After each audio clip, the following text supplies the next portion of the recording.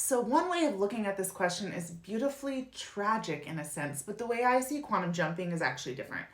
I see it as we are always quantum jumping to different parallel timelines, and there are different versions of our friends and family on all these timelines. I think that we are calling in different versions of people in our life based on our beliefs and how much healing we've done. If you want to think of it from a more scientific point of view, the RAS, reticular activating system, we are always observing and calling in things in our reality based on what we are expecting to see.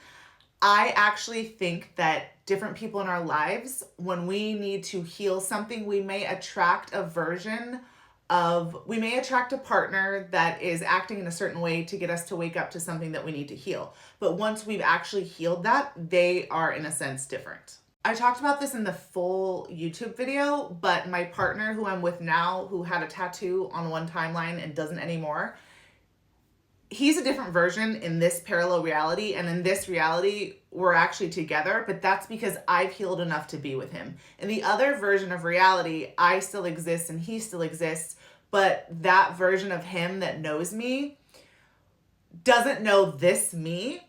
I know, it gets really weird. And I think he would say in this reality, he's glad that I did the healing so that I could be the version I am. But there's still a version of us on another timeline that are friends.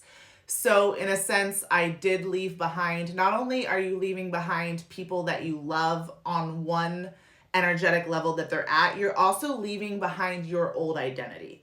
I see quantum jumping as not stealing the life from the version of you that you're jumping to, but it's merging with that higher level version of yourself.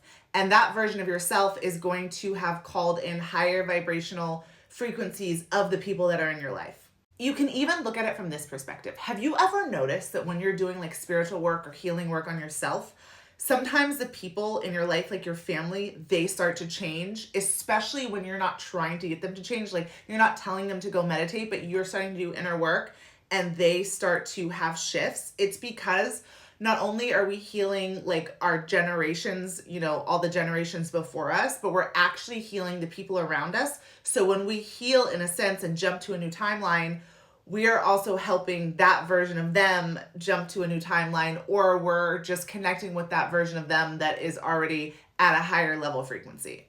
Although this question is causing me to think a little deeper, but I think of it as maybe there is a little bit of sadness leaving that version of your loved ones behind, with the same sadness of leaving that old version of yourself behind, that old identity. That version of you that didn't jump still exists, but you had to move forward and raise your frequency. Much love.